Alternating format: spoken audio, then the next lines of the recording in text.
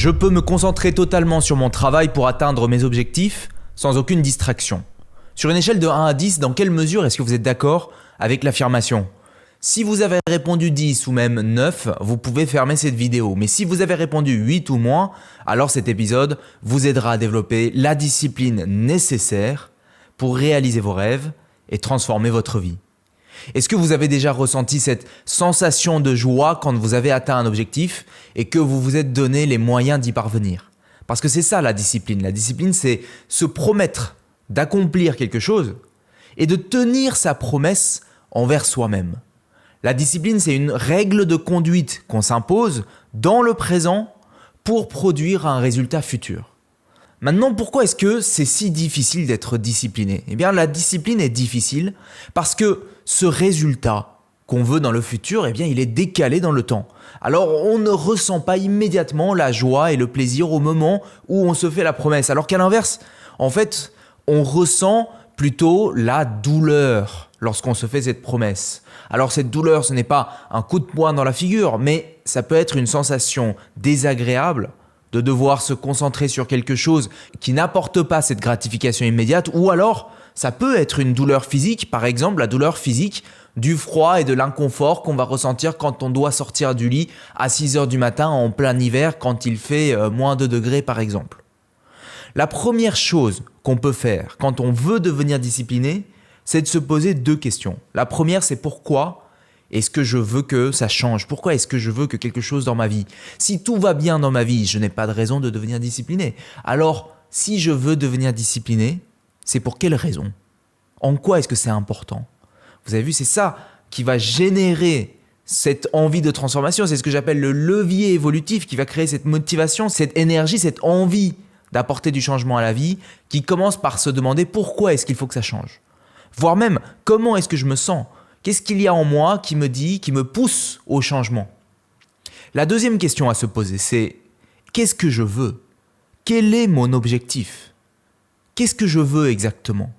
Vous pouvez commencer à noter toutes les choses que vous voudriez changer dans votre vie. Est-ce que vous voulez améliorer vos relations ? Est-ce que vous voulez changer de métier ? Est-ce que vous voulez développer une nouvelle compétence ? Est-ce que vous voulez devenir meilleur dans votre art ? Est-ce que vous voulez améliorer votre physique ? Dans quel objectif est-ce que vous avez besoin de devenir discipliné ? Commencez par noter toutes ces choses. Maintenant, j'ajoute une troisième question à se poser. Il y a une troisième question à se poser, c'est qu'est-ce que ça me coûte de ne pas y aller ? Qu'est-ce que ça me coûte de ne pas apporter de changement à ma vie ? Et ça me rappelle le mythe de Jonas dont j'ai déjà parlé dans un épisode précédent. Jonas, c'est un prophète au 8e siècle avant Jésus-Christ. Jonas est chargé d'aller mettre de l'ordre dans une ville, la ville de Ninive, qui est pleine de brigands. Alors il y a très peu de chances que Jonas soit accueilli avec bienveillance par les habitants de Ninive, et c'est un euphémisme. Ce qu'il doit faire est inconfortable, le fait d'aller dans cette ville qui est pleine de brigands. Alors Jonas prend peur, il se met en résistance par rapport à ce qu'il doit faire, et au lieu d'aller à Ninive, il prend la fuite, il part dans la direction opposée, vers Tarse. Donc vous avez Jonas qui se dirige vers Tarse, il monte sur un bateau, et qu'est-ce qui se passe quelques heures plus tard ?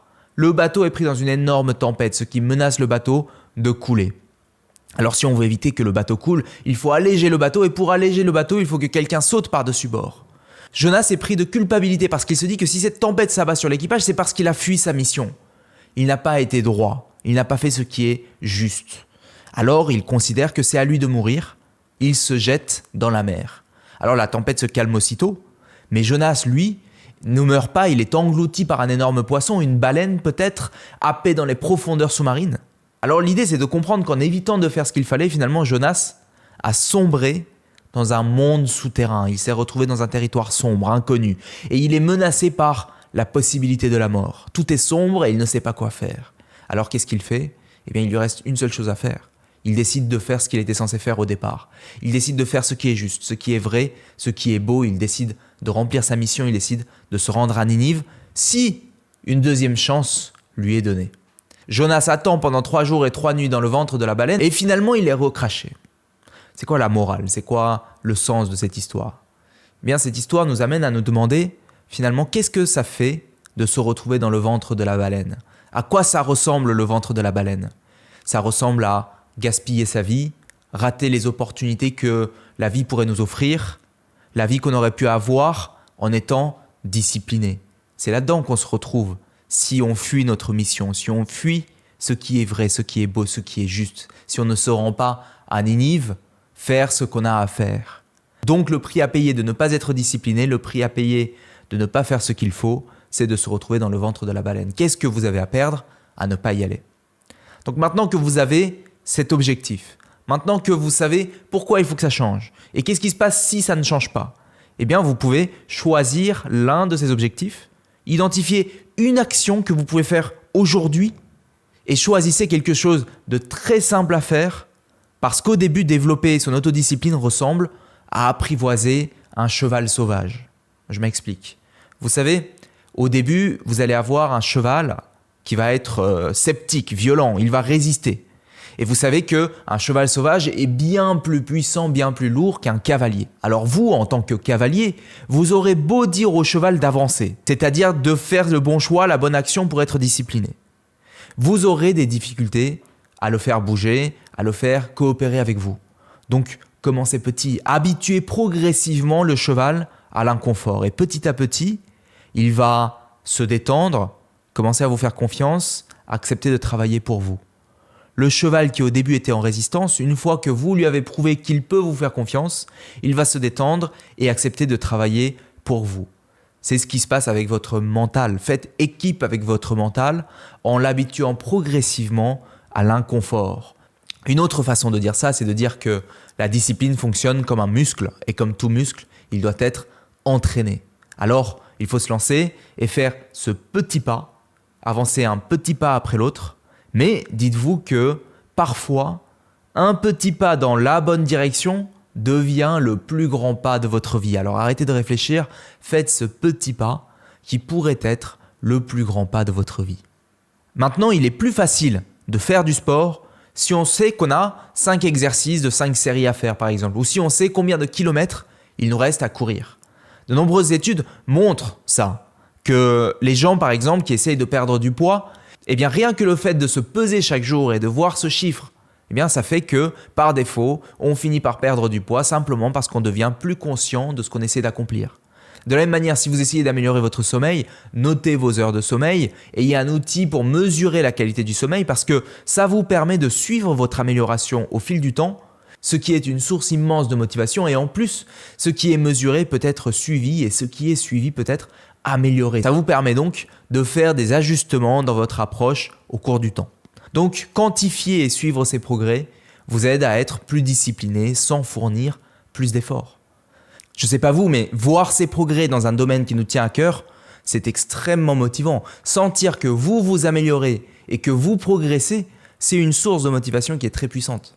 En plus, le suivi vous donne donc cette boucle de rétroaction, c'est-à-dire que vous pouvez voir les résultats des actions que vous entreprenez et donc vous pouvez ajuster les actions en conséquence. Ça vous donne une clarté sur ce qui fonctionne et ce qui ne fonctionne pas. Ça vous permet d'ajuster ce que vous faites réellement. Et ça signifie que vous pouvez vous concentrer sur ce qui fait vraiment la différence pour obtenir les résultats que vous voulez, ça qui réduit le nombre de choses sur lesquelles vous devez vous concentrer et donc ça aide à renforcer la discipline parce que vous n'allez pas vous disperser. Enfin, le dernier conseil que je veux vous partager avec vous aujourd'hui, c'est de répéter vos actions de façon constante et surtout quand c'est désagréable, surtout quand c'est difficile, notamment au début. Parce qu'en faisant ça, vous donnez la possibilité à votre cerveau de former de nouvelles connexions neuronales. Concrètement, vous allez recabler littéralement votre cerveau pour que cette action devienne plus facile et plus naturelle à l'avenir. Donc plus vous le faites, plus ça devient facile parce que votre cerveau va le faire de façon naturelle parce qu'il y a de nouvelles connexions neuronales qui se seront faites. Ça devient de plus en plus intuitif. Alors, mesdames et messieurs, je ne sais pas combien de temps ça fait que vous me suivez, mais vous savez, j'ai l'habitude de dire ceci. N'oubliez pas. La plus belle façon de prendre soin de soi, c'est de devenir discipliné. C'est un acte d'amour pour soi. Ce n'est pas partir en vacances, ce n'est pas recevoir un massage ou aller en soirée. Tout ça, c'est confortable, mais tout ça, c'est de l'évasion. Or, plus on s'évade, plus notre esprit est attiré par ce qui est confortable. Non, être discipliné, c'est être honnête avec soi-même. C'est faire les choses qui sont difficiles maintenant, mais qui seront bonnes pour son avenir. Se lancer sur ce projet, se lever quand le réveil sonne, savoir dire non, avoir cette conversation difficile, éteindre l'écran après un épisode sur Netflix, développer de nouvelles compétences, avancer même quand c'est dur. La plus belle façon de prendre soin de soi, c'est d'apprendre à être confortable dans l'inconfort. Si vous avez écouté jusqu'ici, c'est que le sujet de la discipline, ça vous concerne. Avec l'école Vivre Mieux, on a un parcours en ligne pour apprendre à devenir plus discipliné, développer sa force de caractère et être plus confortable dans l'inconfort. Cette méthode dure quelques heures. Alors venez développer votre autodiscipline avec nous, ou alors si vous voulez juste vérifier que cette méthode peut être utile pour vous, alors cliquez sur le lien qui s'affiche quelque part sur cette page ou sur le lien en description. Vous allez accéder à une vidéo privée qui va vous présenter tout ce qu'on a mis en place pour vous aider à y parvenir. Alors, si ça vous intéresse, cliquez sur le lien qui s'affiche ou sur le lien qui se trouve en description. Voilà, en synthèse, finalement, on a vu pourquoi la discipline était si difficile, parce qu'il y avait ce décalage entre la gratification et la douleur qu'il y a au départ lorsqu'on se fait la promesse d'atteindre un objectif. Ensuite, on a vu que pour développer facilement son autodiscipline, eh bien, on va pouvoir se fixer un objectif, on va pouvoir se poser les questions. Pourquoi est-ce que je fais ce que je fais? Quel est mon objectif? Qu'est-ce qui se passe si je ne le fais pas? Rappelez-vous le mythe de Jonas. On a vu que c'était important de commencer par des petits pas.